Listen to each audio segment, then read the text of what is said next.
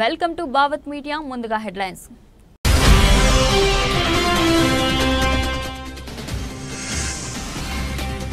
Israel దాడులు, Iran supreme leader ఖామేనీ సన్నిహితుడు మృతి.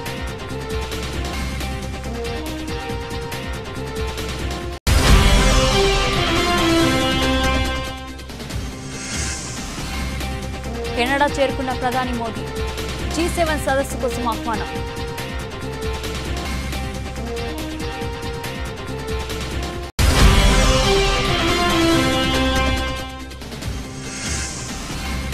మరో ఎయిర్ ఇండియా విమానంలో సాంకేతిక సమస్య, Ahmedabad to London flight cancel.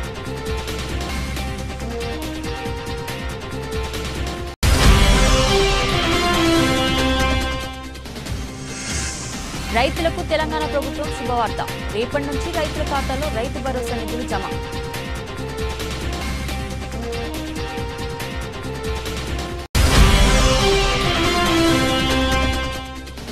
తొలిసారి 1,00,000 మార్కు దాటిన పసిడి, వెండి ఫ్యూచర్స్ కూడా గరిష్ట స్థాయికి సమీపంలో స్థిరం.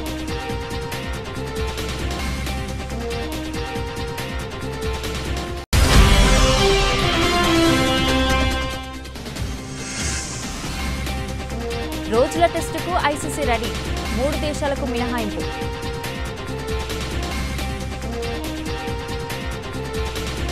పశ్చిమాసియా మళ్లీ బగ్గుమంది. ఇజ్రాయెల్ హమాస్ యుద్ధంతో ఇప్పటికే ఈ ప్రాంతంలో తీవ్ర ఉద్రిక్త పరిస్థితులు కొనసాగుతుండగా తాజాగా ఇజ్రాయెల్ ఇరాన్ మధ్య భీకర యుద్ధం మొదలైంది. గత వారం ఇరాన్ అణు కేంద్రాలపై ఇజ్రాయెల్ ఆపరేషన్ రేజింగ్ లయన్ పేరిట దాడులు ప్రారంభించినప్పటి నుంచి ఇరు దేశాల మధ్య తీవ్ర ఉద్రిక్తతలు నెలకొన్నాయి. వరుసగా 5 రోజు కూడా ప్రతి దాడులతో ఇరు దేశాలు విరుచుకుపడుతున్నాయి. ఇక ఈ దాడుల్లో ఇరాన్కు గట్టి ఎదురు దెబ్బ తగులుతోంది. ఇజ్రాయెల్ జరుపుతున్న దాడుల్లో ఇప్పటికే పలువురు కీలక నేతలను ఇరాన్ కోల్పోయిన విషయం తెలిసిందే. తాజాగా మరో ఇరాన్ అత్యున్నత సైనిక కమాండర్, Iran supreme leader Ayatollah Ali ఖమేనీకి అత్యంత సన్నిహితుడు అలీ షాద్మానీ హతమయ్యారు. ఈ విషయాన్ని ఇజ్రాయెల్ సైన్యం తాజాగా ప్రకటించింది. సోమవారం రాత్రి, మంగళవారం తెల్లవారుజామున మధ్య ట్రెహాన్ నడిబొడ్డున ఉన్న కమాండ్ సెంటర్పై తాము జరిపిన దాడుల్లో అలీ షాద్మానీ ప్రాణాలు కోల్పోయినట్లు తెలిపింది. Shadmani Islamic Revolutionary Guard Corps, Iran సాయుధ దళాలు ఈ రెండింటికి నాయకత్వం వహిస్తున్నట్లు ఇజ్రాయెల్ సైన్యం ఓ ప్రకటనలో తెలిపింది. ఇరాన్పై శుక్రవారం ఉదయం ఇజ్రాయెల్ భీకర దాడులకు పాల్పడిన విషయం తెలిసిందే. ఆపరేషన్ రైజింగ్ లయన్ పేరుతో అణు కర్మాగారాలు, సైనిక స్థావరాల లక్ష్యంగా ట్రెహాన్పై బాంబుల వర్షం కురిపించింది. ఇరాక్తో 1980లో జరిగిన భీకర యుద్ధం తర్వాత తిరిగి ఆ స్థాయిలో దాడులను ఎదుర్కోవడం ఇరాన్కు ఇదే మొదటిసారి. ఈ దాడుల్లో ఇరాన్ సాయుధ దళాల ప్రధానాధికారి General Mohammad Bagheri, Revolutionary Guards General Hossein Salami, ఖండాంతర క్షిపాణి కార్యక్రమం అధికారి General Amir Ali Hajizadeh, పలువురు శాస్త్రవేత్తలు, ఇరాన్ సాయుధ దళాల generals of deputy head of intelligence General Gholam Reza Bahreini, deputy head of operations General Mehdi Rabbani మరణించిన విషయం తెలిసిందే. ఇజ్రాయెల్ దాడుల నేపథ్యంలో Iran supreme leader Ali Khamenei, ఆయన కుటుంబం టెహ్రాన్ ఈశాన్య ప్రాంతంలోని ఒక బంకర్లో దాక్కున్నారని తెలిసింది. యురేనియాన్ని శుద్ధి చేసుకునే కార్యక్రమాన్ని పూర్తిగా వదిలేసేందుకు ఖమేనీకి ఇజ్రాయెల్ చివరి అవకాశం ఇచ్చిందని, అందువల్లే దాడులు జరిగిన మొదటి రోజైన శుక్రవారం రాత్రి ఆయనను హత్య చేయకుండా వదిలేసిందని ది టైమ్స్ ఆఫ్ ఇజ్రాయెల్ పేర్కొంది. ప్రధానమంత్రి నరేంద్ర మోడీ కెనడా చేరుకున్నారు. ఇవాళ ఉదయం కెనడాలోని కల్గారీ అంతర్జాతీయ విమానాశ్రయంలో ల్యాండ్ అయ్యారు. అక్కడ మోదీకి ఘన స్వాగతం లభించింది. 2015 తర్వాత మోదీ కెనడాలో పర్యటించడం ఇదే తొలిసారి. G7 సదస్సు కోసం ప్రధాని కెనడా వెళ్లారు. జూన్ 15 నుంచి 17 వరకు కెనడాలో G7 దేశాల సదస్సు జరగనుంది. ఈ సదస్సులో పాల్గొనాల్సిందిగా ప్రధాని మోదీకి కెనడా నుంచి గత వారం ఆహ్వానం అందింది. ఆ దేశ ప్రధాని మార్క్ కార్నీ మోదీకి ఫోన్ చేసి సదస్సుకు రావాల్సిందిగా ఆహ్వానించారు. ఆయన ఆహ్వానం మేరకు ప్రధాని కెనడా వెళ్లారు. G7 సదస్సులో పాల్గొననున్నారు. భారత్ కెనడా మధ్య నెలకొన్న విభేదాల కారణంగా G7 సమ్మిట్ కు ప్రధాని మోదీ దూరంగా ఉంటారన్న ఊహాగానాలు వెలువడ్డాయి. అయితే ఈ సదస్సులో పాల్గొనాలని ప్రధాని నిర్ణయించుకున్నట్లు ఇటీవలే ప్రభుత్వ వర్గాలు స్పష్టం చేసిన విషయం తెలిసిందే. ఈ సదస్సులో ఇరాన్ ఇజ్రాయిల్ వివాదంపై ప్రధాని చర్చించే అవకాశం ఉన్నట్లు తెలిసింది. చర్చల ద్వారా ప్రస్తుత వివాదానికి పరిష్కారం చూపాలని మోదీ కోరనున్నట్లు సమాచారం. అంతేకాదు, ఇటీవలే పాక్పై భారత్ చేపట్టిన ఆపరేషన్ సింధూర్ గురించి కూడా ప్రపంచ నాయకులతో ప్రధాని చర్చించనున్నట్లు తెలుస్తుంది. అత్యంత అధునాతన పారిశ్రామికరణ చెందిన ఆర్థిక వ్యవస్థలు కలిగిన 7 దేశాల కూటమి America, Canada, France, Britain, Germany, Italy, Japan సభ్య దేశాలు G7 అనే పేరు సభ్య దేశాల సంఖ్యని సూచిస్తుంది. ఇందులో భారత్ సభ్య దేశం కాకపోయినా ఏటా ఈ సదస్సుకు భారత్కు ఆహ్వానం అందుతుంది.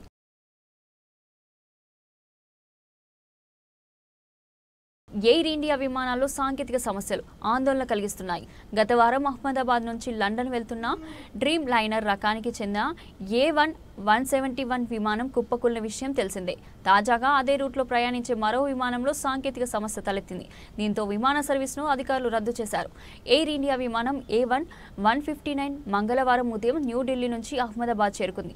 అక్కడి నుంచి అది లండన్ బయలుదేరాల్సింది. అయితే టేకాఫ్ ముందు విమానంలో సాంకేతిక సమస్య తలెత్తింది. దీంతో అప్రమత్తమైన అధికారులు విమాన సర్వీస్ను చివరి నిమిషంలో రద్దు చేశారు. ఎయిర్ ఇండియా విమానాల్లో తరచూ సాంకేతిక సమస్యలు తలెత్తుతున్నాయి. సోమవారం హాంకాంగ్ నుంచి ఢిల్లీకి బయలుదేరిన బోయింగ్ 787-8 డ్రీమ్ లైనర్ రకానికి చెందిన AI-315 విమానంలో సాంకేతిక సమస్య తలెత్తింది. దీంతో విమానాన్ని వెనక్కి మళ్లించారు.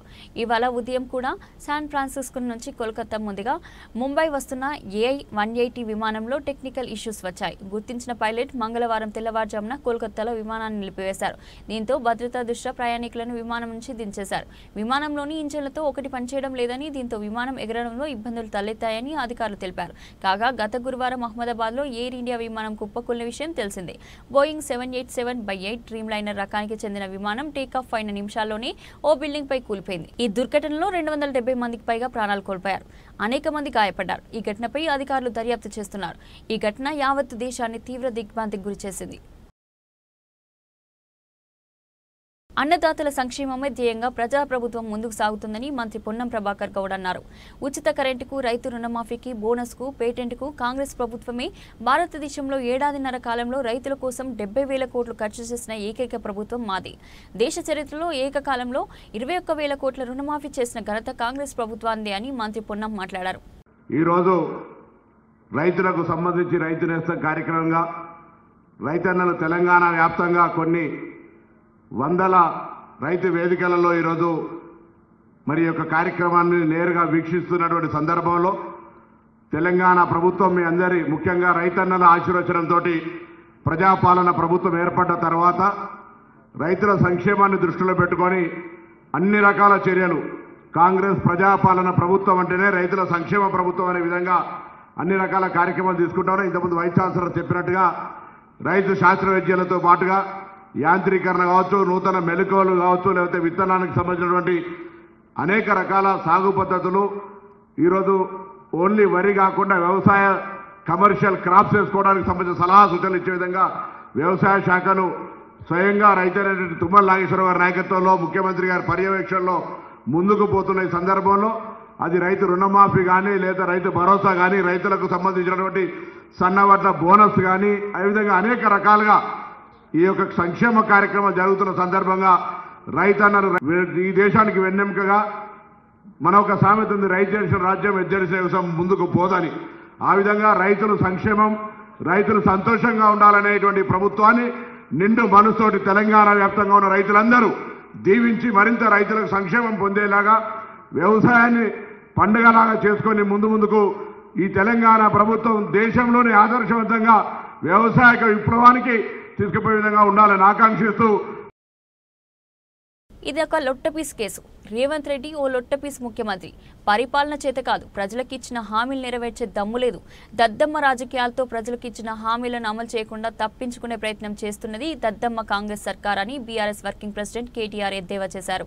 చట్టాన్ని గౌరవించే వ్యక్తులుగా, న్యాయస్థానాల మీద నమ్మకం ఉన్న వ్యక్తులుగా నువ్వు ఎన్నిసార్లు పిలిస్తే అన్నిసార్లు వస్తా అని చెప్పిన పొద్దున్న నుంచి 9 గంటలు ఒకటే క్వశ్చన్, అటు తిప్పడుగుడు ఇటు తిప్పడుగుడు, తిరులమరలేసి మరల తిరులేసి అడిగిందే అడిగి నేను కుల్లం చెప్పిన ఇప్పుడు హరీష్ రావు గారు చెప్పినట్టు ఈడికెళ్ళి ఎట్టి పరిస్థితుల్లో ఫార్ములా ఈ రేస్ పోవద్దు అని చెప్పి మొదటి సంవత్సరం విజయవంతంగా నిర్వహించిన తర్వాత 2వ సంవత్సరం కూడా ఈడనే ఉండాలి అని చెప్పి ప్రభుత్వ పరంగా విధానపరమైన నిర్ణయం తీసుకొని మరి కొంత డబ్బులు చెల్లించినాం. ₹1 కాదు కదా, 1 పైసా కూడా అవినీతి జరగలేదు. ఈడికెళ్ళి పైస పోయింది, అక్కడ ఉన్నది, ఇలా అవినీతి ఎక్కడ ఉంది అనే అవినీతి నిరోధక శాఖ అధికారులను అడిగినాం. సమాధానం లేదు.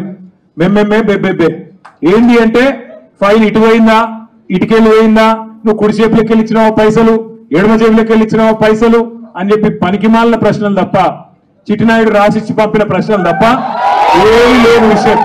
అందుకే నేను మొన్న చెప్పినా మళ్ళీ చెప్తున్నా, ఇది లొట్టపీస్ కేసు. ఈయన ఒక లొట్టపీస్ ముఖ్యమంత్రి. ఏది కాదు, వీళ్ళతో ఏం చేయరాదు. పరిపాలన చేత కాదు. ప్రజలకిచ్చిన హామీలు నెరవేర్చే దమ్ము లేదు. అందుకే దద్దమ్మ రాజకీయంతో ఇవాళ తప్పించుకునే ప్రయత్నం.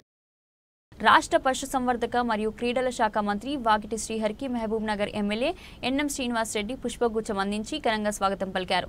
రాష్ట్ర ముఖ్యమంత్రిగా ప్రమాణ స్వీకారం చేసిన తర్వాత తొలిసారిగా మహబూబ్ నగర్ కు విచ్చేసిన మంత్రిని ఆయన ఆర్ఎండ్బి అతిథి గృహంలో మర్యాదపూర్వకంగా కలిశారు. అమరవీరుల స్తూపం వద్ద పుష్పగుచ్చం ఉంచి ఘనంగా నివాళులర్పించారు. అనంతరం ఊరేగింపుగా కాంగ్రెస్ పార్టీ కార్యాలయం వరకు మంత్రితో కలిసి వచ్చారు. అనంతరం పార్టీ శ్రేణులు మంత్రికి శుభాకాంక్షలు తెలియజేశారు. అనంతరం కాంగ్రెస్ పార్టీ కార్యాలయంలో జరిగిన పాత్రికేయుల సమావేశంలో రాష్ట్ర మంత్రివర్యులు వాకిటి శ్రీహరి మాట్లాడుతూ మంత్రిగా ప్రమాణ స్వీకారం చేసిన తర్వాత తొలిసారిగా మహబూబ్ నగర్ కి రావడం సంతోషంగా ఉందని చెప్పారు. ప్రతి లబ్ధిదారుడికి ప్రభుత్వం అందించే సంక్షేమ పథకాలు అందించేందుకు కృషి చేస్తానని ఆయన హామీ ఇచ్చారు. భగవంతుడిచ్చిన ఆశీర్వాదంతో ముఖ్యమంత్రి ఆశీస్సులతో సామాన్య కార్యకర్తగా ఉన్న తనకు ఈ రోజు మంత్రి పదవి దక్కిందని, జిల్లా ఎమ్మెల్యేలు అందరూ నాకు మంత్రి పదవి ఇవ్వాలని ముక్త కంఠంతో కోరారని ఆయన చెప్పారు. పాలమూరు ముఖ్య నాయకులు మా ఎమ్మెల్యేలు ఏ నమ్మకంతో, అదే మాదిరిగా పాలమూరు ముఖ్యమంత్రి మన అన్న రేవంత్ అన్న ఏ ఆశతో అయితే, ఏ లక్ష్యంతో అయితే నన్ను ఈ స్థానాన్ని నిలబెట్టాడు, ఏ విషయంలో కూడా వెనక్కి తగ్గకుండా ఇది నాకు దొరికిన ఒక భాగ్యంగా భావించి ఈ 3-4 సంవత్సరాల్లో ఈ వెనుకబాటుతనానికి గురైనటువంటి పాలమూరు కోసం అందరం కూడా సమిష్టిగా కలిసి పనిచేసి ఖచ్చితంగా ఒక మార్కును పాలమూరు ముఖ్యమంత్రి ఉన్నప్పుడు మంత్రి తీసుకునేటువంటి నిర్ణయాలు ఇంత అద్భుతంగా ఉంటాయా అనేటువంటి ఆలోచనతో బీద పూర్ టు పూర్ లబ్ధిదారుడు ఆఖరి లైన్ నిలబడ్డ ఆఖరునికి కూడా నేను లబ్ధి చేకూర్చాలనేటువంటి ఆలోచన పెట్టుకుని నడిచేదే కాంగ్రెస్ పార్టీ. కాబట్టి ఆఖరి పంక్తిలో ఉన్నటువంటి ఆఖరి వ్యక్తి వరకు లబ్ధి చేకూర్చే ప్రభుత్వ ఫలాలను తీసుకుపోయి వాళ్ళకి అందించే విధంగా మా మొత్తం ఉమ్మడి పాలమూరు మంత్రి నేను ఒక్కనే కాదు, ఉమ్మడి పాలమూరు ఈ యానిమల్ హస్బెండరీ శాఖ వచ్చింది నాకు కాదు, పాలమూరు జిల్లాకు వచ్చింది. కాబట్టి పాలమూరు జిల్లా పాడి పరిశ్రమల జిల్లా, వెనుకబాటుతనముల జిల్లా.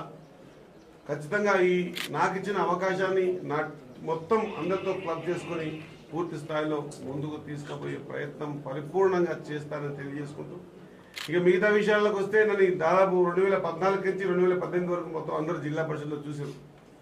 ఆ రోజు నా మీద దాడి జరిగినా, నా మీద కేసులు పెట్టించినా, నన్ను కొట్టించినా, మెడబెట్టి బయటికి నూకినా కూడా ఎక్కడ కూడా ఏ విషయంలో కూడా బెండ్ కాకుండా ప్రజలకు అవసరం ఉన్నటువంటి ప్రతి చిన్న విషయాన్ని సందర్భాన్ని కూడా ఆ ఉమ్మడి జిల్లా పరిషత్ ఒక అద్భుతమైనటువంటి ఈరోజు అసెంబ్లీ కూడా అంత గంభీరంగా జరుగుతుంది, అంతకంటే గంభీరంగా జరుగుతున్నటువంటి ఉమ్మడి పాలమూరు జిల్లా పరిషత్ మీటింగ్లో ప్రజల గొంతై ప్రజల కోసం 5 సంవత్సరాలు ఎన్ని కష్టాలు పెట్టినో నా మీడియా సోదరులకు అందరికీ తెలుసు.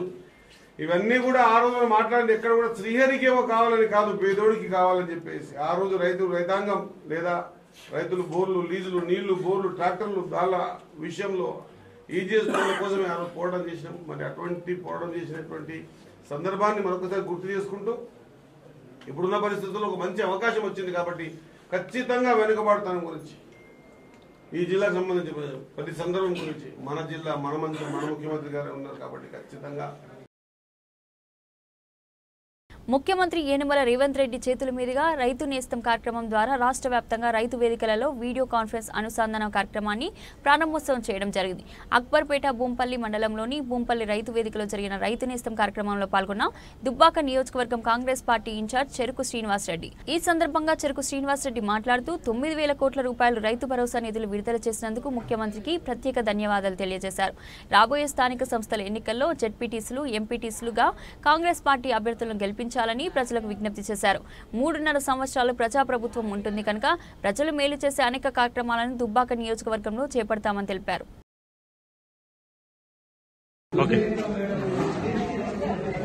ఈరోజు తెలంగాణ ప్రభుత్వం, ప్రజల ప్రభుత్వం, రేవంత్ రెడ్డి గారి ప్రభుత్వం రైతు నేస్తం వేదిక ద్వారా 9,000 కోట్ల తెలంగాణ రైతాంగానికి రాబో రోజుల్లో పంటలు పండించి రైతును రాజుగా చూడాలనే ఓ మహా సంకల్పంతో కాంగ్రెస్ అంటేనే రైతు సంక్షేమమే కాంగ్రెస్ పార్టీ లక్ష్యం. మరి ప్రతిపక్షాలు ఎన్ని గగ్గోలు పెట్టినా, ఎన్నో సంక్షేమ కార్యక్రమాలు ఈరోజు తెలంగాణ రైతాంగం కోసం కేవలం ఒక సంవత్సరంలోనే 1,18,000 కోట్ల రూపాయల అభివృద్ధి సంక్షేమ కార్యక్రమం రైతాంగం కోసం తీసుకుందంటే ఈ రాష్ట్ర ప్రభుత్వానికి రైతాంగం మీద ఎంత చిత్తశుద్ధి ఉందో ప్రజలందరూ అర్థం చేసుకోవాలి. మరి ఈరోజు పేదవాళ్ళు సన్న బియ్యం తినాలనే ఉద్దేశంతో కూడా మరి ఆ సన్న బియ్యము పేదవాళ్ళకు అందిస్తుందంటే మరి తెలంగాణ రైతాంగం కూడా సన్న బియ్యం పండించి మరి వారికి కూడా 500 బోనస్ వస్తుంది. అంటే ప్రజలందరూ కలిసి రైతాంగం అందరూ కలిసి చేదోడు వాదోడుగా ఉంటే ప్రతి ఒక్క పేదవాడికి సంక్షేమ కార్యక్రమాలు అందుతాయి. ప్రతి ఒక్క రైతు ప్రభుత్వాన్ని దీవించాల్సి ఉంది. రైతులు ప్రభుత్వ పక్షాన మీ యొక్క బాధ్యత నిర్వర్తించినప్పుడు సమాజం ప్రపంచం సస్యశ్యామలమైతాయి. ఈ రాష్ట్ర రైతాంగం ఆ సస్యశ్యామలం అయినప్పుడు దేశ ప్రగతి కూడా ముందుకు పోతుంది. కాబట్టి అన్నం పెట్టిన రైతే ముఖ్యం. కాబట్టి రైతు సంక్షేమంగా వస్తున్న పాటుపడుతున్న తెలంగాణ రైతాంగం ఈ ప్రభుత్వాన్ని దీవించాల్సిన అవసరం ఉంది. దుబ్బాక నియోజకవర్గ ప్రజలను కూడా కోరుతా ఉన్నా, మీరు మొన్న కూడా ఎవరికో ఓటేసి వాళ్ళు ఏం అభివృద్ధి గతంలో 10 ఏళ్ళ అభివృద్ధి చేయలే, మళ్ళా వాళ్ళ మాయమాటలు నమ్మి ఓటేసిండ్రు. కాబట్టి మన దుబ్బాక నియోజకవర్గ రైతాంగానికి పేదలకు విజ్ఞప్తి చేస్తున్నా, 3.5 సంవత్సరాలు మన ప్రజాప్రభుత్వం ఉంది. కాంగ్రెస్ పార్టీ ఈ నెల 21న విశాఖపట్నం ఆర్కే బీచ్లో నిర్వహించనున్న అంతర్జాతీయ యోగా దినోత్సవాన్ని సర్వం సిద్ధం చేశామని ముఖ్యమంత్రి చంద్రబాబు నాయుడు అన్నారు. ఒకే చోట 5 లక్షల మందితో నిర్వహించే ఈ కార్యక్రమానికి విశాఖపట్నం వేదికైందని అన్నారు. ఆర్కే బీచ్ రోడ్లో ఏర్పాటు చేసిన ప్రధానమంత్రి నరేంద్ర మోడీ వేదికకు సంబంధించిన ఏర్పాట్లను పరిశీలించిన సీఎం అధికారులకు పలు సూచనలు చేశారు. అనంతరం ఆంధ్ర యూనివర్సిటీ కాలేజ్ గ్రౌండ్ను సందర్శించి ఏర్పాట్లను పరిశీలించారు. అధికారులు, కూటమి ప్రజాప్రతినిధులు, నేతలతో నోవోటల్ సమీక్ష నిర్వహించారు. అనంతరం మీడియాతో మాట్లాడారు. నేను ఎప్పుడు ఇష్టపడే నగరం విశాఖపట్నం. ఇక్కడ ప్రశాంతత, సానుకూల వైఖరి, మంచికి సహకరించే మనస్తత్వం కలిగిన ప్రజలుంటారు. హుద్ తుఫాన్ వచ్చిన సమయంలో వారం రోజుల పాటు విశాఖపట్నంలోనే ఉన్నాను. సమయంలో సమిష్టిగా ఉండి విపత్తులను ఎదుర్కొందామని ప్రజలకు పిలుపునిచ్చా. ప్రజలందరినీ సాధారణ స్థితికి తీసుకొచ్చే వరకు కొన్ని నియమాలు పాటించాలని కోరితే అంతా పాటించారు. ఆ సమయంలో దీపావళి పండుగ కూడా వచ్చింది. ఈదురుగాలులకు నెలకొరిగిన చెట్లన్నీ ఎండిపోయాయి. అగ్ని ప్రమాదాలు సంభవిస్తాయి. పండుగ జరుపుకోండి, కానీ క్రాకర్స్ కాల్చవద్దని ప్రజల్ని కోరారు. క్రాకర్స్ కాల్చకుండా క్రమశిక్షణ, సామాజిక బాధ్యత మెలిగారు. ఉదయం నుంచి నేను ఒక్కసారి ఒక రౌండ్ పోయి వచ్చాను. ఎక్కడెక్కడ చేస్తామని చూసాం. ఎందుకంటే ఇది ఏదో వర్షం పడింది ఇన్వెటబుల్ ని కాకుండా అందుకే అన్ని ప్రికాషన్స్ తీసుకున్నాం. స్కీమ్ ఏ 3 లక్షల మందికి 3 లక్షల ప్లస్ ఎంతమంది వచ్చినా అంతమందికి మొత్తం, అంటే ఇవన్నీ కూడా ఇయర్ మార్క్డ్. ఈ 1 మంత్ లో ప్రాక్టీస్ చేసిన వాళ్ళు, లేకుంటే కొన్ని రోజులు ప్రాక్టీస్ చేసిన వాళ్ళు రేపు ఈ ఈవెంట్ లో భాగస్వాములు అవుతున్నారు. ఒక దగ్గర 34 బ్యారికేడ్స్ తయారు చేశారు. క్లియర్ కట్ గా మ్యాపింగ్ తయారు చేశారు. ఒక్కొక్క బ్యారికేడ్ లో 1000 మంది ఉంటారు. దానికి కావలసినటువంటి మనుషులు కూడా పెట్టాం. వాలంటీర్స్ ని, కోచ్ ని, ఎక్కడికక్కడ కండక్ట్ చేసే అవసరమైతే ఎమర్జెన్సీ డాక్టర్స్ ని, అదే మరిగా ప్రతి ఒక్క దానికి దగ్గర 1000 మందికి ఒక టాయిలెట్, ఇలాంటివి అనేకగా ఏమేమి ఉన్నాయో 100 మందికి ఒక టాయిలెట్, నాట్ 1000 మంది, 100 మందికి ఒక టాయిలెట్, ఇలాంటివి ఏం కావాలనో అవన్నీ పెట్టాం. అవన్నీ పెట్టి మొత్తం ఎవరెవరు వస్తారో ముందుగానే వాళ్ళందరూ బాగా చేశారు. అప్పుడు గిన్నిస్ రికార్డ్ చేయలేకపోయాం. వాళ్ళు కూడా వస్తున్నారు. ఆంధ్ర యూనివర్సిటీ క్యాంపస్ లో పెట్టాం. స్కీమ్ బి, ఒకవేళ అనివార్య పరిస్థితులు వస్తే ఇక్కడి నుంచి వెన్యూ అక్కడికి మారుతుంది. దానికి కూడా పక్కాగా పగడ్బందీ. తెలంగాణ రాష్ట్ర ప్రభుత్వం రైతులకు శుభవార్తను అందించింది. రేపటి నుంచి రైతుల ఖాతాలో రైతు భరోసా నిధులను జమ చేయనుంది. ఈ రోజు జరిగిన మంత్రివర్గ సమావేశంలో ముఖ్యమంత్రి రేవంత్ రెడ్డి ఈ మేరకు నిర్ణయం తీసుకున్నారు. ఈ సందర్భంగా ముఖ్యమంత్రి మాట్లాడుతూ సంక్షేమ పథకాలపై విస్తృతంగా ప్రచారం చేయాలని మంత్రులకు సూచించారు. స్థానిక సంస్థల ఎన్నికల గురించి కూడా ముఖ్యమంత్రి చర్చించారు. జిల్లా నేతలతో ఇన్ఛార్జ్ మంత్రులు సమన్వయం చేసుకోవాలని ఆయన ఆదేశించారు. రాష్ట్రంలోని అన్ని వైద్య కళాశాలలు పూర్తి స్థాయి వసతులతో సమర్థవంతంగా పనిచేసేలా చూడాలని ముఖ్యమంత్రి రేవంత్ రెడ్డి అధికారులను ఆదేశించారు. రాష్ట్రంలో ఉన్న 34 వైద్య కళాశాలలో మౌలిక సదుపాయాల కల్పనపై ఆయన ప్రత్యేక దృష్టి సారించారు. ఇటీవల రాష్ట్రంలో 26 వైద్య కళాశాలలో ఉన్న సౌకర్యాలపై జాతీయ వైద్య మండలి అసంతృప్తి వ్యక్తం చేసిన నేపథ్యంలో ముఖ్యమంత్రి ఈ సమీక్ష నిర్వహించడం ప్రాధాన్యత సంతరించుకుంది. రాష్ట్రంలోని పలు మెడికల్ కళాశాలలో సదుపాయాల కొరత ఉందని గుర్తించిన జాతీయ వైద్య మండలి ఈ విషయంపై వివరణ ఇచ్చేందుకు రాష్ట్ర వైద్య ఆరోగ్య శాఖ కార్యదర్శి, డైరెక్టర్ ఆఫ్ మెడికల్ ఎడ్యుకేషనల్ ను ఈ నెల 18న ఢిల్లీకి రావాలని ఆదేశించింది. సంబంధిత కళాశాల ప్రిన్సిపల్స్ కూడా వర్చువల్ విధానంలో ఈ సమావేశంలో పాల్గొనాలని తీసుకోవాలని స్పష్టం చేసింది. ఈ పరిణామాల నేపథ్యంలో ముఖ్యమంత్రి రేవంత్ రెడ్డి ఉన్నత స్థాయి సమీక్ష సమావేశం నిర్వహించారు. కళాశాలలో క్షేత్రస్థాయిలో పరిస్థితిని అంచనా వేసి నివేదిక సమర్పించడానికి అధికారులతో ఒక కమిటీని ఏర్పాటు చేయాలని ఆయన ఆదేశించారు. రైతు భరోసా పథకం ద్వారా ఈనాడు ప్రారంభించి 9 రోజులు తిరిగే లోపల దాదాపుగా 9,000 కోట్ల రూపాయలు 1,49,00,000 ఎకరాలకు 70,11,984 మంది రైతులకు రైతు భరోసా పథకం కింద నగదు బదిలీ చేయడానికి ఈరోజు ఇక్కడికి వచ్చిన మిత్రులు. తప్పు ఒప్పుకునే ధైర్యం లేక కొత్త డ్రామాకు కేటీఆర్ తెరతీశారని భువనగిరి పార్లమెంట్ సభ్యులు చామల కిరణ్ కుమార్ రెడ్డి మండిపడ్డారు. కేటీఆర్ గారు ఈరోజు ఏసీబీ ఫార్ములా ఈ రేస్కి సంబంధించినటువంటి ఎంక్వైరీకి హాజరు కావడం జరిగింది. మీ అందరికీ తెలిసిందే, భారతదేశంలో ఎక్కడైనా తప్పులు జరిగినప్పుడు ఆ సంబంధించినటువంటి ఏజెన్సీలు దాంట్లో ప్రమేయం ఉన్న వారిని పిలిచి వారిని ఎంక్వైరీ చేయడం అనేది సర్వసాధారణం. ఈరోజు కేటీఆర్ గారు మరి ఇప్పుడు ట్రెండింగ్ నడుస్తున్నటువంటి భారతదేశంలో ఎస్పెషల్లీ తెలుగు రాష్ట్రాలలో ఈ గత కొన్ని సంవత్సరాలుగా నడుస్తున్నటువంటి ట్రెండ్లో భాగస్వామ్యం తీసుకోవాలని తహతహలాడిపోతున్నట్టు మాత్రం డెఫినెట్గా కనపడుతుంది. అంటే గతంలో కొంతమంది ఇప్పుడున్నటువంటి ముఖ్యమంత్రి గారైనా కొన్ని సందర్భాలలో డ్రోన్ ఎగిరేసినటువంటి కేసులో కూడా ముఖ్యమంత్రి గారిని ఆ రోజు 15 రోజులు జైల్లో పెట్టినటువంటి పరిస్థితి. డ్రోన్ కేసులో అరెస్ట్ అయినటువంటి రేవంత్ రెడ్డి గారు ఈరోజు ముఖ్యమంత్రి కావడం, సో ప్రతిసారి అరెస్ట్ అయిన వాళ్ళందరూ కూడా ముఖ్యమంత్రులు అవుతారేమో అన్న భ్రమలో కేటీఆర్ గారు ఓవర్ యాక్టింగ్ చేస్తున్నట్టు మాత్రం క్లియర్గా కనపడుతుంది. అరెస్టు చేయాలన్నా అరెస్టు చేయొద్దా అనేది ఎంక్వైరీలో వీళ్ళు ఇచ్చే ప్రశ్నలు, వీళ్ళు ఎంక్వైరీకి సానుకూలంగా స్పందిస్తూ వాస్తవాలు చెప్పకపోతే కొన్నిసార్లు అటువంటి పరిణామాలు జరుగుతాయి. కాకపోతే దానికంటే ముందే కేటీఆర్ గారు ఉద్యమాల కోసం ఎన్నిసార్లైనా జైలుకు పోతా అని చెప్తుండు. మరి ఈయన జైలుకి అమెరికాలో పోయిందా లేకపోతే గాంధీ గారితో సౌత్ ఆఫ్రికాలో పోయిందా మనమైతే తెలంగాణలో అయితే చూడలేదు. మరి ఈయన చరిత్ర ఏమైనా గత జన్మ గురించి ఏమైనా గుర్తు తెచ్చుకొని అప్పుడు భారతదేశ స్వాతంత్రం కోసం ఏమన్నా ఆఫ్రికాల గాంధీ గారితో ఏమన్నా జైలుకు పోయినట్టు మరి ఆయన చెప్పాలి. మా ప్లాట్లను కబ్జా చేసేందుకు యత్నిస్తున్న వారిపై చర్యలు తీసుకుని మాకు న్యాయం చేయాలని లక్ష్మీపురం ప్లాట్ ఓనర్స్ వేడుకున్నారు. ఈ మేరకు కొల్లూరు పోలీస్ స్టేషన్లో అక్రమదారులపై చర్యలు తీసుకోవాలని కోరుతూ ఫిర్యాదు చేశారు. సంగారెడ్డి జిల్లా తెల్లాపూర్ మున్సిపల్ పరిధిలోని కొల్లూరు శివారు ప్రాంతంలోని Lakshmipuram flat owners association members మాట్లాడుతూ తమ భూములు కబ్జాకు గురవుతున్నాయని, గత సంవత్సరంలో లోకాయుక్తలో ఆ ఫ్లాట్లో మాకే సొంతమని తీర్పు వచ్చిందని అన్నారు. కానీ తమ భూముల్లోకి వెళ్తుంటే కొందరు బడా బిల్డర్లు తమను అడ్డుకుంటున్నారని, ఇప్పటికే చాలా మంది దగ్గర నుండి భూములను స్వాధీనం చేసుకుని మిగిలిన 400-500 మంది భూములను కూడా స్వాధీనం చేసుకునేందుకు కబ్జాదారులు కుట్ర పన్నుతున్నారని, ఈ విషయంపై ఈ రోజు కొల్లూరు పోలీస్ స్టేషన్లో లక్ష్మీపురం ఫ్లాట్ ఓనర్స్ ఆధ్వర్యంలో సిఐకి ఫిర్యాదు చేసినట్లు తెలిపారు. 1984లో ఆ భూమిని 1400 మంది బాధితులం కొనుగోలు చేశామని, కానీ 2003లో ఆ భూమిని రెండో డాక్యుమెంట్ చేసి తమను ఆ భూమిలోకి అడుగుపెట్టనివ్వకుండా కొందరు బడా బిల్డర్లు ప్రయత్నం చేస్తున్నారని, దీనిపై తమకు అన్ని శాఖల అధికారులు న్యాయం చేయాలని బాధితులు డిమాండ్ చేశారు.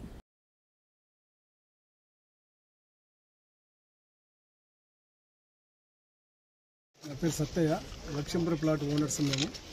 మేము 84 డాక్యుమెంట్స్ 84లో తీసుకున్న ఫస్ట్ ఓనర్స్ మేము. కాబట్టి మమ్మల్ని ఇబ్బంది పెడుతున్నారు. నాదెల్ల వాళ్ళు, ప్రసాద్ వాళ్ళు, రాజు దుర్గాప్రసాద్ వాళ్ళు ఆక్యుపై చేసుకొని సెకండ్ డాక్యుమెంట్ చేశారు 2003లో. కాబట్టి వాళ్ళను ఇచ్చేసి మా ప్లాట్లు మాకు ఇప్పేయాలని చెప్పి మేము ఉద్దేశము. మేము సిఏ గారికి కంప్లైంట్ ఇచ్చాము, ఇండివిజువల్ కంప్లైంట్ ఇచ్చాము. వాళ్ళందరి మీద మా ప్లాట్ ఆక్యుపై చేస్తారు, మా ప్లాట్ మాకు ఇప్పేయండి అని చెప్పి మేము సిఏ గారికి కంప్లైంట్ ఇవ్వడం జరిగింది. దాన్ని బట్టి మాకు న్యాయం చేయాలని చెప్పి కొల్లూరు ప్లాట్ ఓనర్స్కు మేమందరం కూడా కొల్లూరు ప్లాట్ ఓనర్స్ తరఫున ప్లాట్ అందరూ 60-70 సంవత్సరాలు వాళ్ళందరం కూడా మేము కష్టపడి పొద్దున్న నుంచి మంచి నీళ్ళు తాగకుండా వచ్చాము ఇక్కడికి. తిండి తిప్పలేకుండా ఇబ్బంది పడుతున్నాం. కాబట్టి దయచేసి మా ప్లాటు మాకు ఇప్పేయాలని చెప్పి ఈ వీడియో వాళ్ళకు మరొకసారి. Lakshmipuram plot owners welfare association నుంచి మాది 1300 ప్లాట్స్ సార్. కానీ ప్రజెంట్గా ఇప్పుడు మా ప్లాట్లను వాళ్ళు కొనుక్కొని మేము ఇప్పుడు 400 ప్లాట్ల నుంచి 500 ప్లాట్లు మిగిలినాయి సార్. మా ప్లాట్స్ మాకు ఇవ్వాలని చెప్పేసి వాళ్ళతో నడుస్తుంది సార్. అక్కడ సార్ గారు కూడా కంప్లైంట్ ఇచ్చినాము. నాదెల్ల విజయభాస్కర్ చౌదరి మీద, విఎల్ఎస్ ప్రసాద్, దుర్గాప్రసాద్ వీళ్ళందరూ అక్కడ ఆక్యుపై చేసుకొని మమ్మల్ని ఇబ్బంది పెడుతున్నారు అక్కడ. దాని విషయంలో ఇండివిజువల్ కంప్లైంట్స్ ఈరోజు ఇవ్వడం జరిగింది. మేము ఉన్నది ఇప్పుడు 400-600 మెంబర్స్ ఉన్నాం. వాళ్ళకి న్యాయం చేయాలని చెప్పి మేము కోరుతున్నాం సార్. ఎన్ని ఎకరాలు మొత్తం వచ్చేసి కదా 145 ఎకరాలు సార్. అది ఇప్పుడు ఎంత ఉంది? ఇప్పుడు 145 ఎకరాలు అట్లాగే ఉంది సార్. అది ఓకే. 140 ఎకరాలు ప్లేన్ ల్యాండే ఉన్నది. వాళ్ళు పర్మిషన్స్ కోసం అప్లై చేస్తున్నారు. అవి క్యాన్సిలేషన్ కోసం కూడా మేము రిక్వెస్ట్ పెట్టాం హెచ్ఎండిఏ వాళ్ళకి అందరికీ. ఇప్పుడు మేమున్న 600 మెంబర్స్కి ఏదైతే ఉందో మాకు న్యాయం చేయాలని, మా ఫ్లాట్స్ మాకు ఇవ్వాలని చెప్పేసి ఇక్కడ సార్ గారు రిక్వెస్ట్ చేయడం జరిగింది. వాళ్ళేమో పొజిషన్ తీసుకుని వాళ్ళు ఒక పొజిషన్లో ఉంటారు. మాకు అక్కడ వేకెంట్ ఉన్న పొజిషన్ దగ్గరికి మేము పోతే మాకు ఇబ్బందులు గురి చేస్తున్నారు. మమ్మల్ని అక్కడ ఉండనివ్వట్లేదు. దేశీయ మార్కెట్లో బంగారం ధరలు సరికొత్త రికార్డులను సృష్టిస్తున్నాయి. సోమవారం ఎంసీఎక్స్ మల్టీ కమోడిటీ ఎక్స్చేంజ్లో ఆగస్టు ఫ్యూచర్స్ బంగారం ధర 10 గ్రాములకు ఏకంగా 1,01,078 వద్ద ఆల్ టైమ్ గరిష్టానికి చేరింది. ఇటీవల తొలిసారిగా తులం బంగారం 1,00,000 మార్కును దాటిన విషయం తెలిసిందే. అంతర్జాతీయంగా ఈక్విటీ మార్కెట్లపై ఒత్తిడి, ముడి చమురు ధరలు పెరగడం వంటి అంశాలు పసిడి ధరల పెరుగుదలకు ప్రధాన కారణంగా నిలుస్తున్నాయి. వెండి ధరలు కూడా దాదాపు గరిష్ట స్థాయిలోనే స్థిరంగా కొనసాగుతున్నాయి. జూలై సిల్వర్ ఫ్యూచర్స్ ఈ రోజు కేజీకి 1,06,464 వద్ద ట్రేడింగ్ ప్రారంభించాయి. గత ట్రేడింగ్ సెషన్లో దేశీయ అంతర్జాతీయ మార్కెట్లో బంగారం వెండి ధరలు సానుకూలంగా ముగిశాయి. బంగారం ఆగస్టు ఫ్యూచర్స్ 1.91% వృద్ధితో 10 గ్రాములకు 1,02,76 వద్ద స్థిరపడగా, వెండి జూలై ఫ్యూచర్స్కి 0.57 లాభంతో కిలోకు 1,06,493 వద్ద ముగిశాయి. గత వారం బంగారం వెండి ధరలు భారీగా పెరగడానికి ప్రధాన కారణం ఇజ్రాయిల్, ఇరాన్ మధ్య నెలకొన్న ఉద్రిక్తతలు. దీనికి తోడు డాలర్ ఇండెక్స్ బలహీనపడడం కూడా పసిడికి కలిసొచ్చింది. పెట్టుబడిదారులు సురక్షితమైన పెట్టుబడి మార్గంగా బంగారాన్ని ఎంచుకోవడంతో డిమాండ్ పెరిగింది. ప్రపంచ ఈక్విటీ మార్కెట్లో క్షీణత, ముడిచమురు ధరల పెరుగుదల కూడా విలువైన లోహాల ధరలకు మద్దతునిచ్చాయి. భౌగోళిక రాజకీయ ఉద్రిక్తతల కారణంగా సురక్షిత పెట్టుబడిగా బంగారానికి డిమాండ్ పెరిగింది. ఇదే బంగారం వెండి ధరల కదలికలను ప్రభావితం చేస్తుంది. అంతర్జాతీయ మార్కెట్లో బంగారం ధర 1 ఔన్సు $3,450 దాటింది. రాబోయే ట్రేడింగ్ స్టేషన్లో వెండి కూడా ఇదే బాటలో పయనించే అవకాశం ఉందని నిపుణులు చెబుతున్నారు.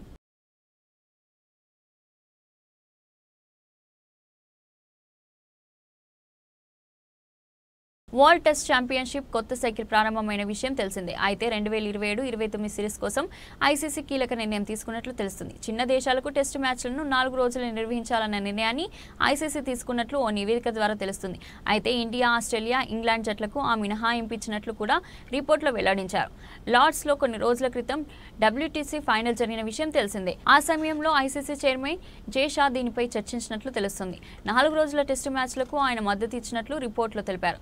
2027-29 సైకిల్కు ఆ విధానాన్ని మంజూరు చేసినట్లు వెల్లడైంది.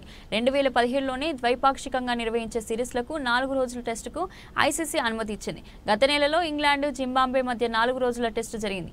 ఐర్లాండ్తోనూ 2019-2023లో 4-డే టెస్టులు ఇంగ్లాండ్ ఆడింది. సాంప్రదాయకరమైన 5 రోజుల టెస్టును నిర్వహించేందుకు చాలా దేశాలు నిర్లిప్తంగా ఉన్నాయని, అయితే 4 రోజుల టెస్టులను నిర్వహించడం వల్ల 3 టెస్టుల సిరీస్ను కేవలం 3 వారాల్లోనే పూర్తి చేయవచ్చని రిపోర్టులో వెల్లడించినట్లు తెలుస్తుంది. 4 రోజుల మ్యాచ్లో ఓవర్లను 98కి పెంచాలని భావిస్తున్నారు. 2025-27 వరల్డ్ టెస్ట్ ఛాంపియన్షిప్ 5 రోజుల ఫార్మాట్లోనే ముగించనున్నారు. మంగళవారం శ్రీలంక, బంగ్లాదేశ్ టెస్ట్ సిరీస్తో ఈ కొత్త సైకిల్ ప్రారంభమవుతుంది. 2025-27 సైకిల్ మొత్తం 27 టెస్ట్ మ్యాచ్ సిరీస్లు ఉంటాయి. దీంట్లో 17 సిరీస్లు, 2 మ్యాచ్లు ఉంటాయి. మరో 6 సిరీస్లో 3 మ్యాచ్లు జరుగుతాయి. ఇంగ్లాండ్, ఆస్ట్రేలియా, ఇండియా మధ్య మాత్రం అన్ని 5 టెస్ట్ మ్యాచ్ల సిరీస్లు జరుగుతాయని రిపోర్టులో తెలిపారు. బులెటిన్ ముగించే ముందు హెడ్లైన్స్ మరోసారి.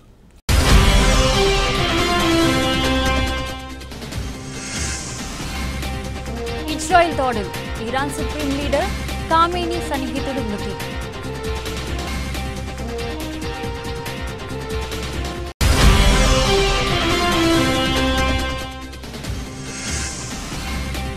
కెనడా చేరుకున్న ప్రధాని మోదీ, G7 సదస్సు కోసం ఆహ్వానం.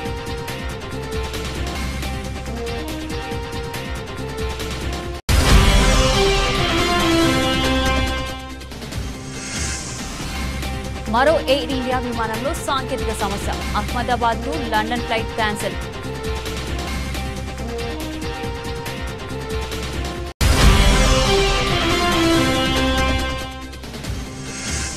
రైతులకు తెలంగాణ ప్రభుత్వం శుభవార్త, రేపటి నుంచి రైతుల ఖాతాలో రైతు భరోసా నిధులు జమ.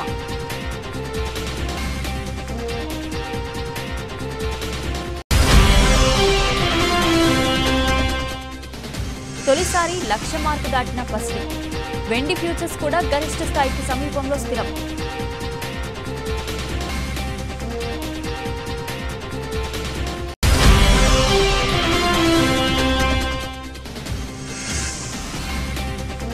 రోజుల టెస్టుకు ఐసీసీ రెడీ, 3 దేశాలకు మినహాయింపు.